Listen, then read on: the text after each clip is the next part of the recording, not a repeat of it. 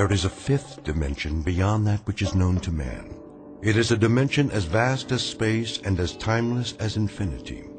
It is the middle ground between light and shadow, and it lies between the pit of man's fears and the summit of his knowledge. This is the dimension of imagination.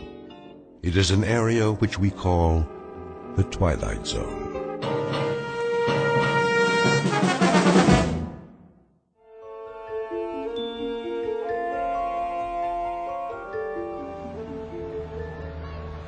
You're gonna do good today, Lou. I can tell. Yeah? How can you tell, Tommy? 'Cause you're the best salesman there is. Well, maybe I used to be. You are, Lou. You always have such neat stuff. Oh, yeah, I got everything. A little bit of this, a little bit of that. Something for everybody. Help me set up the table, will you, Tommy? Sure. There we go. We'll be ready to start in a minute. What's in the bag today, Lou? Take a look. See anything you like? Lots of toys. Always. Which one's your favorite? Let's see. The little wind-up dogs. They're so cute. And the monkeys. And the zap gun. It's cool. Pow, pow, pow. I thought I gave you one to test for me. You did, but, well, it kind of broke. Don't worry about it. I'll give you another one later. How you doing today, Bookman? Oh, just fine, officer. Another day, another dollar. You know how it is. Gonna sit up right here in the corner? I thought I might, yes, if that's all right with you. Well, just don't block the sidewalk. People coming and going. I wouldn't think of it, officer. Or you'll have to move. You don't want a citation, do you? Oh, absolutely not. All these busy people can't hold up commerce. You know, Bookman, maybe you should find yourself another line of work. Streets are so busy these days. There ain't much room for a pitchman anymore. Isn't that the truth? You got a permit, don't you? Why, I'm sure I do. Now, where did I put it? Oh, yes, it's in my other jacket. Would you like me to go get it for you, officer? Just be sure you bring it next time. I will. Thank you, officer. Good day to you. Hey, honey, look at these cute stuffed animals. They are, aren't they? Absolutely adorable. Here, let me wind up one for you. How much? Only $7.98 in your choice of colors. Do you have any little ones at home, sir? Nope, no kids. Well, a niece or nephew, then. These make great birthday presents, stocking stuffers, a big hit at parties. Have you ever seen anything so delightful? Look at the way they move. It is cute, don't you think, Walter? Yeah, but they got them over at the Pick and Save for $3. Oh. Now, these aren't your ordinary toy animals. No, ma'am. They walk and talk and bark and jump a full 360 degrees in the air. Plus, you never have to feed them or take them to the vet. I call them the ideal pet. Go ahead, pick it up. Feel that fur, so soft and lifelike. Thank you anyway. They're on sale. Special July clearance. Everything's half off today. Gift items for the men, perfume for the ladies. How about a wristwatch? Did you see these genuine gold necklaces?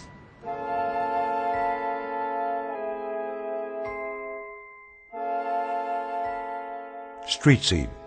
Summer, the present. Man on a sidewalk. Age, 60-ish. Occupation, pitchman. Name, Lou Bookman. A regular fixture for the summer, the kind you pass by every day and don't pay much attention to anymore. A rather minor component to a hot July in the city. A nondescript, commonplace little man with a wrinkled suit, a pork pie hat, and a loud necktie that always seems to be coming loose at the collar. A man whose life is a treadmill built out of sidewalks and street corners everywhere. Lou Bookman, a walking rebuttal to the American dream, which states that success can be carved, gouged, or grubbed out of the landscape no matter where you are, whether it be log cabins or tenement buildings. Because Lou Bookman has not even a nodding acquaintance with success, and his dreams only extend from the curb to where the sidewalk ends. But in just a moment, Lou Bookman will have something to occupy his time which transcends both success and failure. He'll have to concern himself with survival. As of 3 o'clock this hot afternoon, Mr. Bookman will be stalked by his toughest customer to date, a man in a black suit who's out to close a deal of his own and who won't take no for an answer. In the Twilight Zone.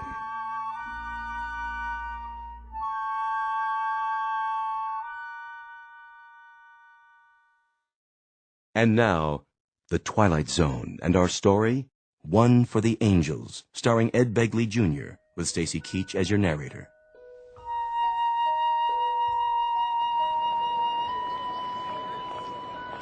Sir, how about a nice new pen? Guaranteed to write upside down, underwater, in zero gravity. Ma'am, let me give you a free sample of my new perfume. It's called Scent of Mystery, and I promise it will bring you all the love and romance you ever dreamed of. How about you, sir? Nothing for me. No? You sure? I'm just observing. The reason I ask is you've been standing there for quite a while. Are you quite sure I can't show you anything? What about a new digital watch? Comes in a gift box. Not today, Mr. Bookman. Oh, you know my name. Have I seen you before? You look... Who are you talking to, Lou? What? Oh, that man there in the black suit. Which man? The one standing by the... Well, I don't see him now. He must have moved on. Strange, don't you think? To be wearing a black suit on a day like this. It's getting awful late. Is it really? I gotta get home before my mom gets mad. You run along then, Tommy. You absolutely positively can't be late for dinner. You gonna have dinner now, too? Sure, Maggie, sure. Guess it's about that time. What are you gonna have? Oh, a lovely repast, no doubt. The chef's special. We're having spaghetti and meatballs. My favorite. Sounds positively scrumptious. I think I have a can left myself. I'll help you put your stuff away. Oh, don't worry. I can do it. Hey, Lou, can I walk with you? That would be my pleasure, Maggie, to be in the company of such a pretty girl like yourself.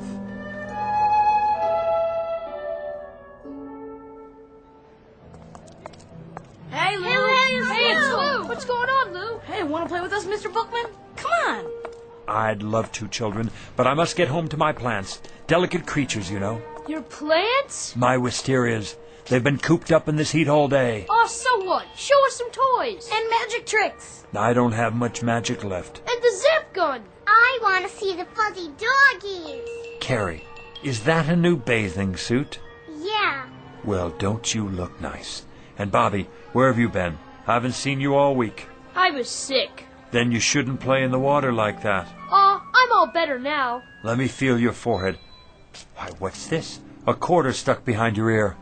No wonder you were sick. Wow. Oh, me, come on. Me. Come on, me. I don't think anybody else has a temperature, but maybe you could test these. Let me see.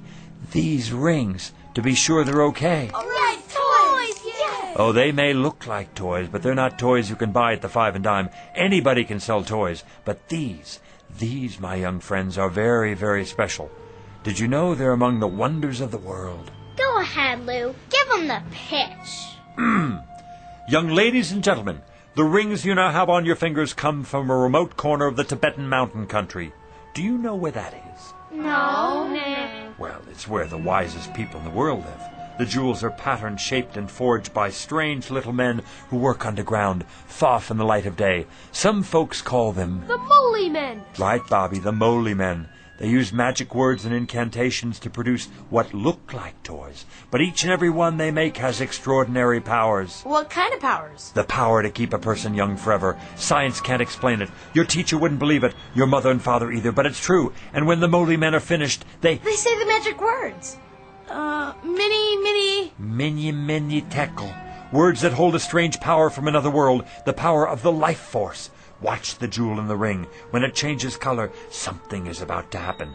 You'll get your wish. So remember, be careful what you wish for tonight, children, because it's absolutely, positively going to come true. You know what, Mr. Bookman? You're my best friend. No, he's not, Bobby. He's my best friend. See you later, children, for the Bookman ice cream cone and social hour after dinner. Same time, same place. Don't forget now. We won't.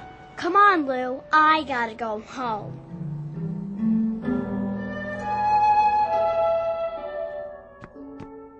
That you, Mr. Bookman? Good evening, Mrs. Magnuson. Hiya, Lou. Need a hand? That's all right, Mr. Stolberg. I got it. You make out okay today? Oh, yes, as always. Sold out half my merchandise. Yeah. Looks like you got a whole lot left. Want to come over for a cold one? That's kind of you, but I'm on the wagon these days. Well, I'll keep one on ice for you anyway.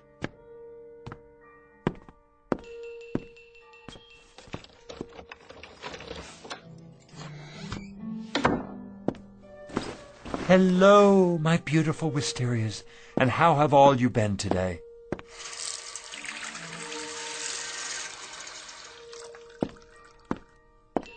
Did you say you're thirsty?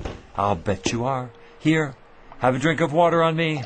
Not too much now. Mr. Bookman? Oh, you could give a man a heart attack sitting there like that. I didn't mean to startle you. Say, how did you get in my apartment? I let myself in. But you couldn't. I keep it locked. You are Louis J. Bookman, aren't you? That's right. Something I can show you? I don't think so. Something in, let me see, collar stays maybe, or neckties. You look like a man who needs a new tie. Something brighter than the one you're wearing. Mr. Bookman, I'm not here to buy anything. Then what in the world do you want? Let's get down to business, shall we? Yes, here it is. Louis J. Bookman, age 69, right? 70 in September. Well, I must say you don't look it. Nice of you to say so, young man. I try to keep busy. Occupation pitchman, correct? Are you a census taker? If you are, let me sit down. I hope this doesn't take too long. Not exactly. Born in New York City? That's right. Father Jacob Bookman, mother Flora. Father's place of birth, Detroit, Michigan. Mother's place of birth, Syracuse, New York. My, you have it all down in that book of yours, don't you? We have to keep these things efficient.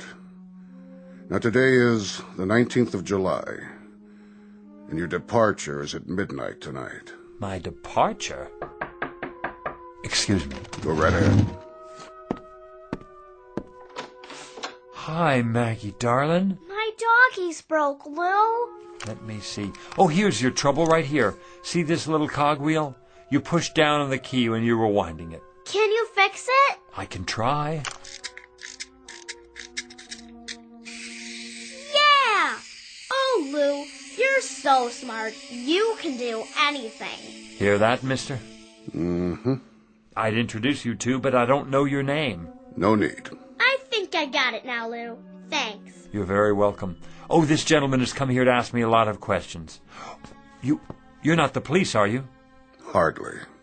Oh, kind of gave me a turn. Huh? I'm glad he's not the police. I've got my vendor's license here somewhere. I thought maybe I forgot to renew it or something. Who's the police, Lou? This gentleman here.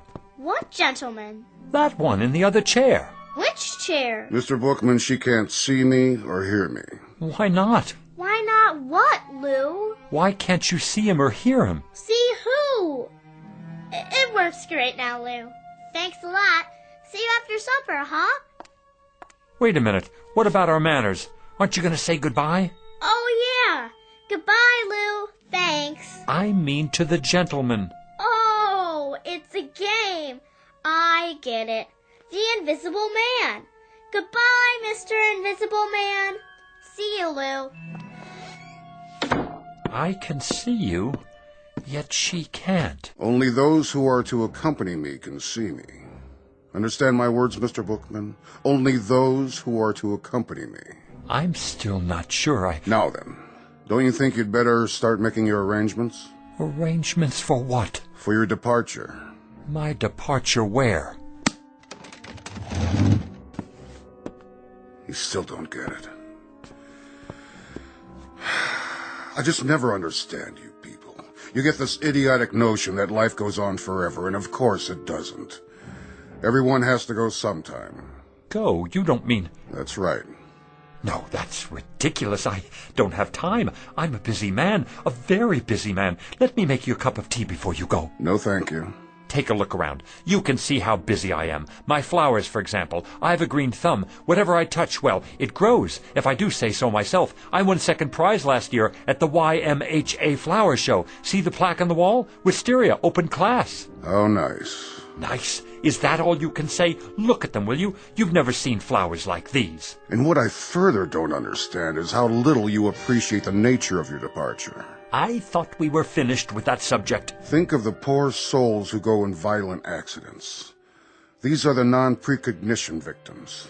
We're not permitted to forewarn them. You, on the other hand, Mr. Bookman, fall under the category of natural causes. Natural causes? What's natural about it? As opposed to accidents, car crashes, things like that. You know, I find you a devious sort of fellow. Very devious. Not to say dishonest. In what way? I can see it in your eyes. You don't want to look at me. To tell the truth, I'm not sure I like you very much. Why don't you just come out with it and say what's on your mind? Mr. Bookman, I have done everything but phone your own undertaker. How much clearer do you want it? If you still don't know who I am... Don't touch my flowers. If you need an illustration... I told you, don't touch them. I thought this might erase any doubts.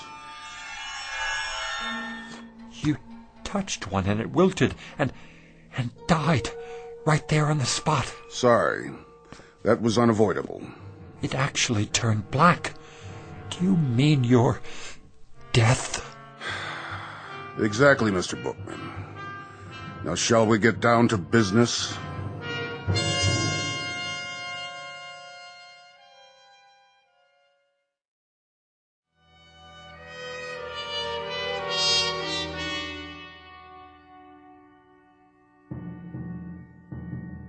Time of departure is midnight tonight.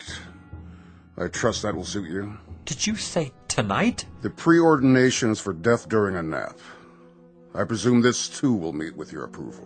What if it doesn't? You'll find this a relatively simple and painless and barely noticeable... Please, I don't want to go. They never do. But I can't go yet. For one thing, there's nothing wrong with me. I'm a healthy man. Outside of a cold last winter and an infected splinter, I don't think I've been sick a day in the past 20 years. Be that as it may. The departure time is set for midnight, and at precisely midnight, it will be. Don't I have anything to say about that? Not as such. We are, however, required to consider appeals. What kind of appeals? There are 3 categories. So I need to fill out a form, right? Give me one and I'll start right in on it. No forms. We listen to what you have to say up to a point, but frankly... What are the categories again? Frankly, Mr. Bookman, I must tell you that I see very little here in the way of an extenuating circumstance. In any event, there are 3 major categories of appeals. One is hardship cases. What kind of hardship? Do you have a wife or family who might suffer your demise beyond a reasonable degree? No. No family. Second category is priority cases. Statesmen or scientists, primarily. Men on the verge of discoveries. I take it you're not working on any major scientific pursuit at the moment. No, I'm not. What about the third category? Well, Mr. Bookman, that would be unfinished business of a major nature. I don't know how major this would seem to anyone else. Go on. But I've never made a truly successful pitch. A sales pitch? Oh, surely you must have many times over if that's your profession. Yes, it's what I do, and I've managed to get by after a fashion. But I never hit it just right, you know?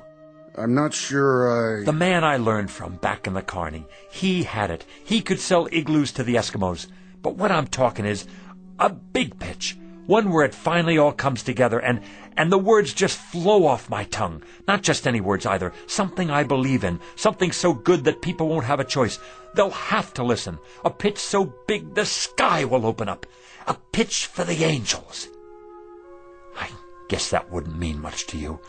But it would mean a great deal to me. It would mean that I could have one moment in my whole life when I was successful at something. Just one moment when the children would be able to be proud of me. The children? I've always had rather a fondness for children. That's in the record. Then you know how I feel. Not precisely, but...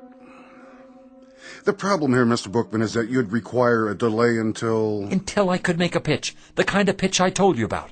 One for the angels. That's right. I'm terribly sorry, Mr. Bookman. You see, these categories are fairly specific and... I see. And when reference is made to unfinished business of a major nature, well, the only interpretation to be made here is simply that... That my business isn't major enough. That's not quite the way we look at it. That I'm not, then. What other way is there to look at it? What I mean is that, unfortunately, Mr. Bookman, the ability to achieve success in a given professional venture is hardly of a significant... I get it. You don't have to spell it out. I'm small potatoes. And who cares what happens to a potato? They're nothing special.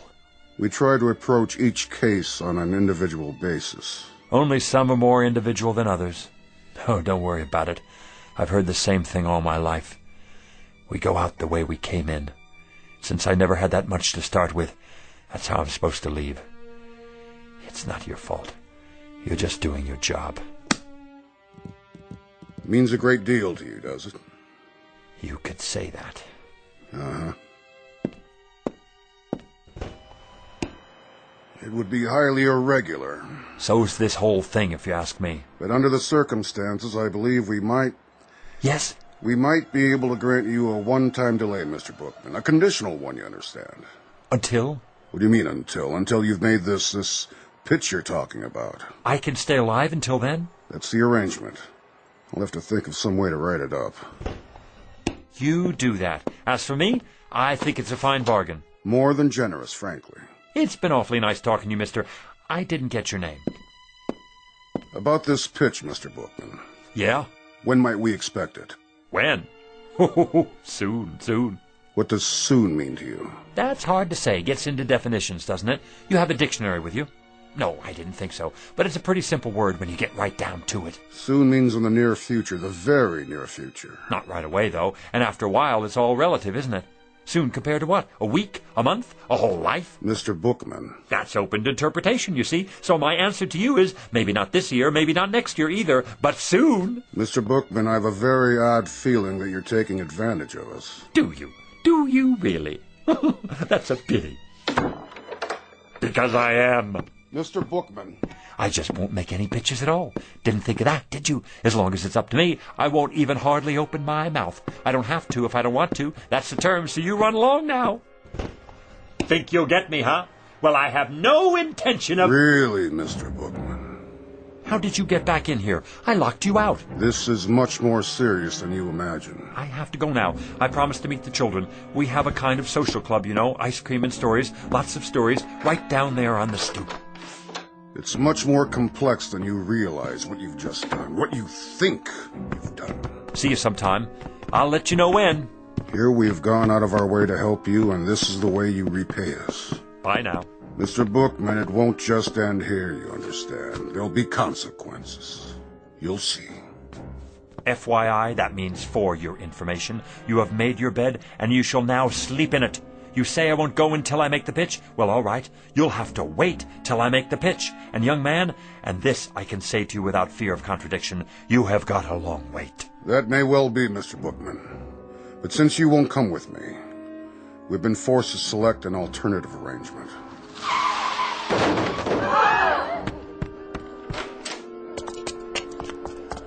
What happened? He didn't even stop. Ran right out. Not his fault. I swear I didn't even see her. She just jumped off the curb. I didn't have a chance to hit the brakes. Has someone called a doctor? Who got... Oh, no! Maggie! I swear to you, I never had a chance to stop. Call an ambulance. You're gonna be all right, Maggie, darling. Oh, my little Maggie. Hi, Lou. See? You're gonna be just fine. Lou? Who's that man? What man? Where? I told you, Mr. Bookman. Consequences. You can't take her. No, siree, you can't take her. I'll go. I'll go as planned. Never mind the pitch. I don't even want to wait. I want to go right away. Go where? Who's he talking to? What man? He's out of his head. Mr. Death! Mr. Death, come back! You mustn't take the little girl. I'll go, please, please, Mr. Death, you will. I'll go with you. Right here. Right now.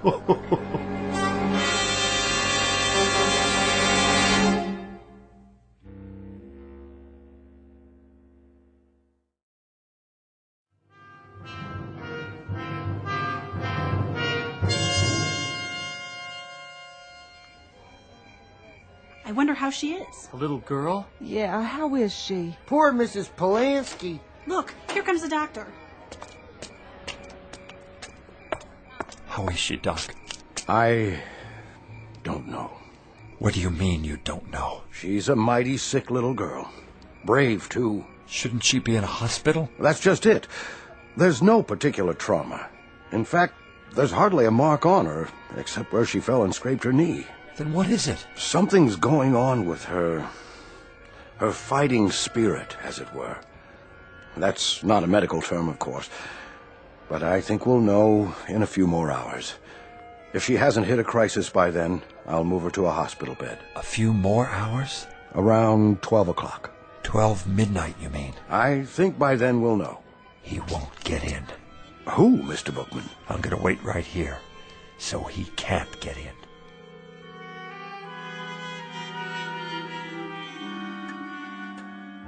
Come to bed, Mrs. Polanski. I can't. I have to take care of my baby. There's nothing you can do. That's what the doctor said. She just needs rest. I can't sleep. How could I? Lou? Where are you, Lou?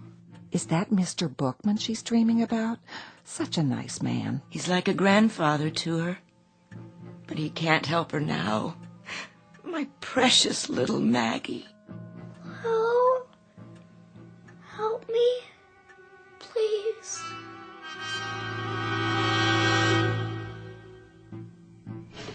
Come on in, Lou. It's late. I'm waiting for someone. No, you're not. You're worried about the kid. And I don't blame you. She's a swell little girl. But there's nothing to do now but wait. What time you have? 11:40. Everybody's gone to bed now. You better do the same. Not yet. Take my advice. Give it a rest. 11:40, huh? Better get set up.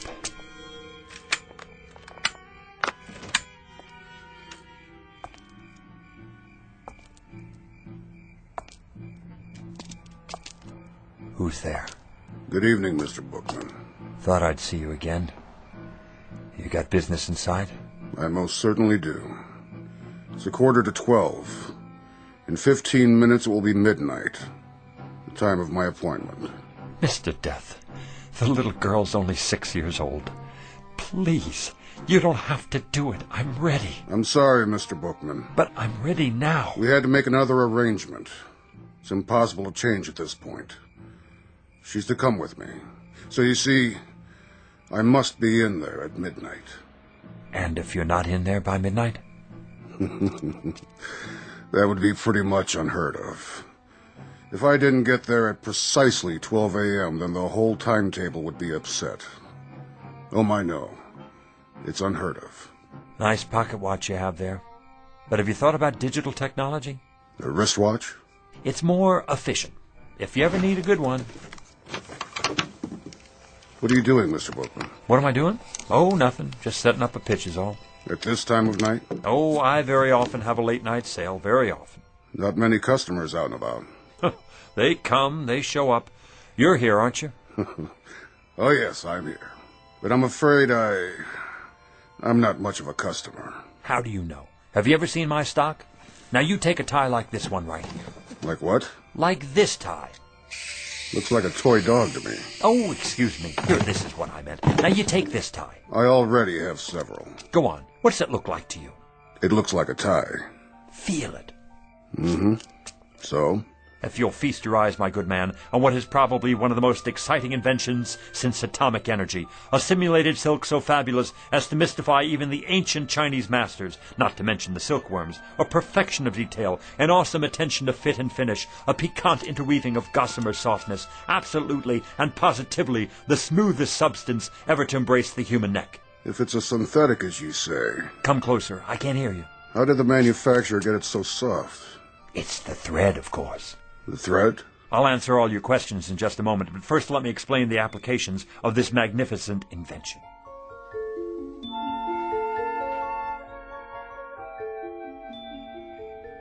Now witness a unique demonstration of tensile strength. Feel this, sir. Go ahead, take it between your fingers, like touching the thinnest spiderweb. Is it not? Like holding the air you breathe in the palm of your hand. Now give it a yank. If you wish.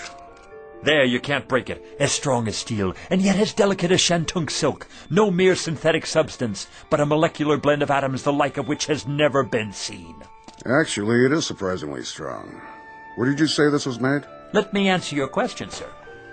Hey, Lou, what you doing down there? Come on, you gotta see this. Yeah, no kidding. It's really something. Do you have a scarf made out of this stuff? Scarves, blouses, I've got 'em all on order. You can't hurry the process. Picture, if you will, 300 years of backbreaking research and development to produce the ultimate thread. The which, than which there is no witcher. And what will you pay for this fabulous, I say fabulous, incredible and amazing achievement of the tailor's art? Softer than the feathers of an angel's wings.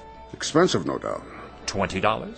Too rich for my blood. $10. $5. You might indeed pay that much and more. If you were to purchase this at a retail store, consider the markups, import fees, but this exquisite thread is not available in any store. How did you get it then?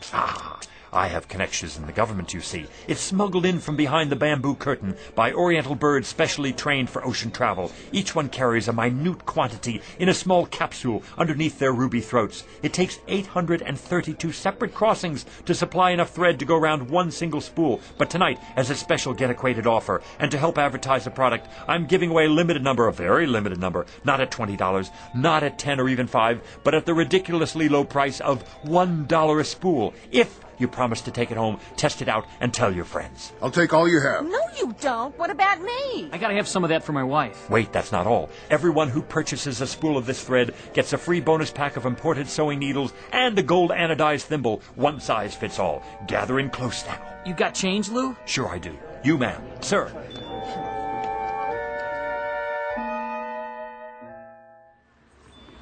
Yarn, simulated cashmere socks, the most marvelous plastic shoelaces that never wear out, a genuine static electricity filter, fits any car radio.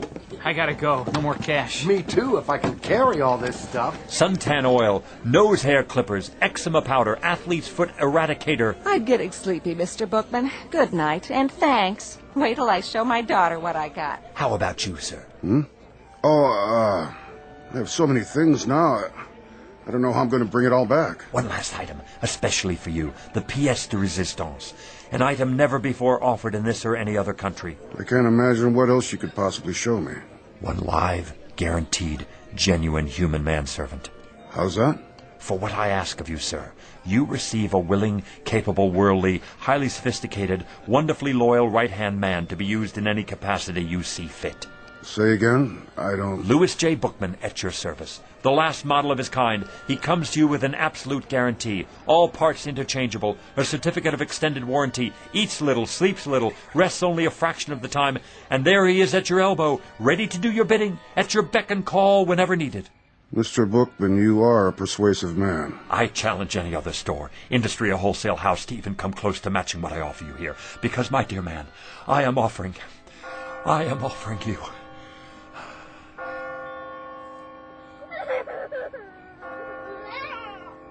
Midnight. It's midnight, and I've missed my appointment. Oh, thank you, Doctor. It's a miracle. Just give her the sedatives every 3 hours, Mrs. Polanski. All she needs now is rest. But she's going to be all right.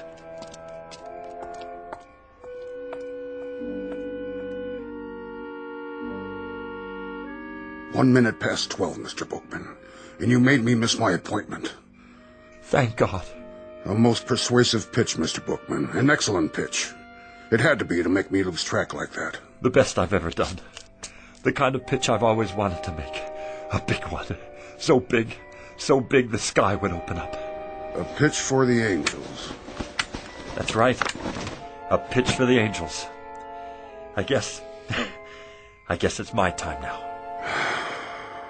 As per our original arrangement. Well, I'm ready. After you, Mr. Bookman. What is it? You'll excuse me for a minute. I forgot something. My folding table. You never know who might need something up there. It is up there. Up there, Mr. Bookman. No need to worry about that. You made it.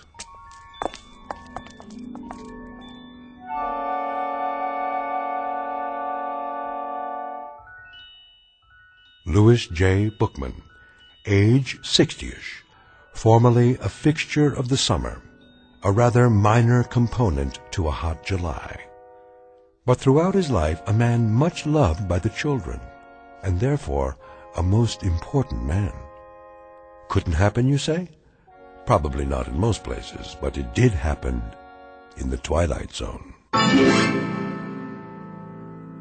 More from the Twilight Zone after these brief words. You are about to enter another dimension, a dimension not only of sight and sound, but of mind, a journey into a wondrous land of imagination. Next stop, the Twilight Zone. Hi, this is Stacy Keach. I'd like to take a moment to tell you about our Twilight Zone website at twilightzoneradio.com. At twilightzoneradio.com, you'll find the latest information on these Twilight Zone radio dramas, including behind-the-scenes photographs, plus the newest product releases, trivia contests, ways to contact us, other Twilight Zone-related info and merchandise, plus links to other fascinating websites. So make your next stop TwilightZoneRadio.com. Visit TwilightZoneRadio.com to purchase these Twilight Zone radio dramas on cassette and CD, or call toll-free 1-866-989-ZONE. That's 1-866-989-9663.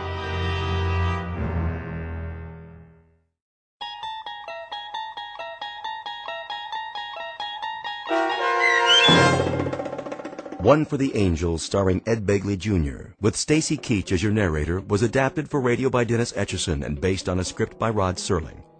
Heard in the cast were Rich Kominick, Lauren Patton, Linda Ryder, Richard Hensel, Doug James, Adam Tangway, Martin Hughes, Meg Thalken, Roger Wolski, Carl Amari, and Irene Olson.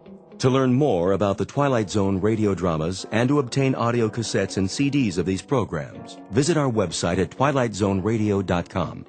The producers of The Twilight Zone wish to thank CBS Enterprises, Carol Serling, Dennis Etchison, Dick Brescia Associates, Claire Simon Casting, Paul Patch, Terry Jennings, the American Forces Radio and Television Service, our sponsors, and our radio affiliates for helping make this series possible. This copyrighted radio series is produced and directed by Carl Amari and Roger Wolski for Falcon Picture Group. Doug James speaking.